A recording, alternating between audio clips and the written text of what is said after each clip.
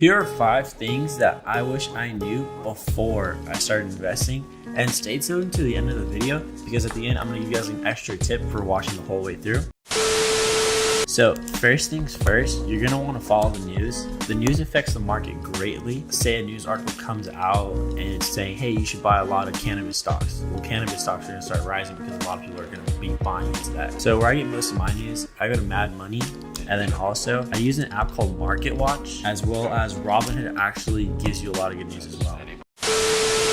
And then the second thing is you're going to want to only invest in growing sectors and the best companies in those sectors. So for example, right now, electric cars are the best thing and Elon Musk is just killing it. So if I were to invest into that thing, I would, pick the corresponding stocks.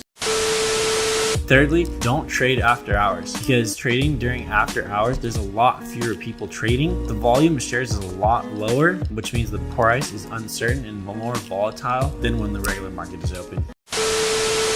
Next, don't get emotional or impulsive and know when to pull out. So I'm going to put this chart up here. A lot of people don't really know that you should sell a lot sooner than they should, but because they are bought into this whole theory, they want to keep buying or keep holding this stock until it gets back, but you're just digging yourself in a hole. And don't buy on impulse. Do a lot more research than you normally would. This is your money and you want to make yourself more money with that money.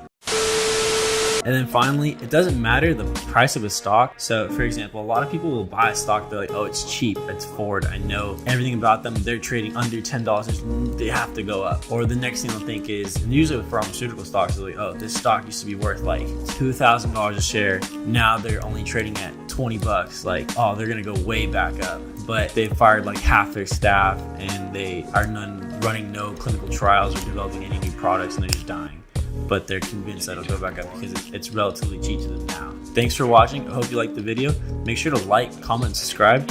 And for that last piece of advice, I would say once you get a hang of this and you know what you're doing, to put your account on margin. The law states that you do have to have at least $2,000 in your account to trade on margin. And generally so there are fees that come with that. So you're gonna be charged, I think, between 5% and 10% depending on your brokerage. And with that in mind, it will make it a little bit harder to make more of a profit. But generally, if you can break about 15% on every stock you trade when you buy on margin, it'll almost seem to double your profits, but keep in mind that it'll also double your losses.